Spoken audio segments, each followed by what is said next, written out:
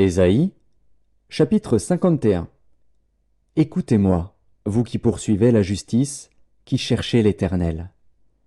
Portez les regards sur le rocher d'où vous avez été taillés, sur le creux de la fosse d'où vous avez été tirés. Portez les regards sur Abraham votre père, et sur Sarah qui vous a enfanté. Car lui seul je l'ai appelé, je l'ai béni et multiplié. Ainsi l'Éternel a pitié de Sion, il a pitié de toutes ses ruines. Il rendra son désert semblable à un Éden, et sa terre aride à un jardin de l'Éternel. La joie et l'allégresse se trouveront au milieu d'elle, les actions de grâce et le chant des cantiques. Mon peuple, sois attentif. Ma nation, prête-moi l'oreille.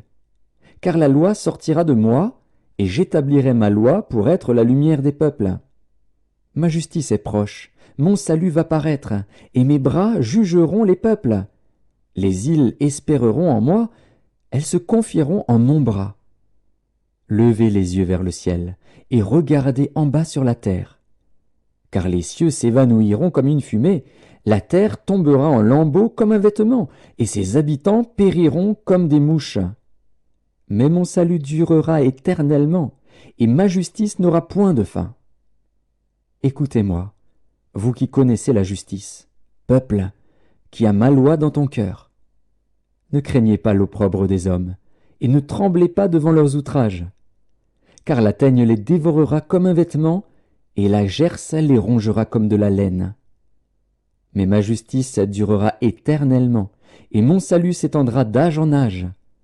Réveille-toi, réveille-toi, revêt-toi de force, bras de l'Éternel.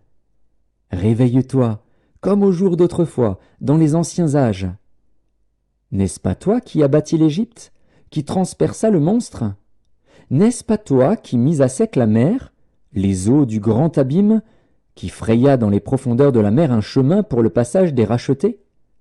Ainsi les rachetés de l'Éternel retourneront, ils iront à Sion avec chant de triomphe, et une joie éternelle couronnera leur tête. L'allégresse et la joie s'approcheront, la douleur et les gémissements s'enfuiront. C'est moi qui vous console. Qui es-tu, pour avoir peur de l'homme mortel, et du Fils de l'homme, pareil à l'herbe? Et tu oublierais l'Éternel, qui t'a fait, qui a étendu les cieux et fondé la terre?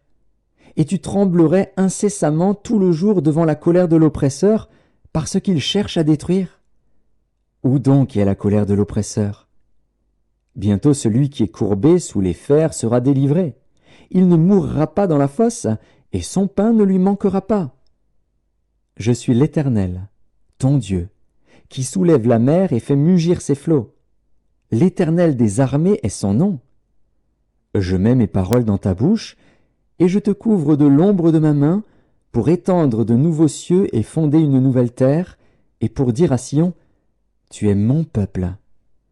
Réveille-toi, réveille-toi, lève-toi, Jérusalem, qui a bu de la main de l'Éternel la coupe de sa colère, qui a bu, sucé jusqu'à la lie la coupe d'étourdissement.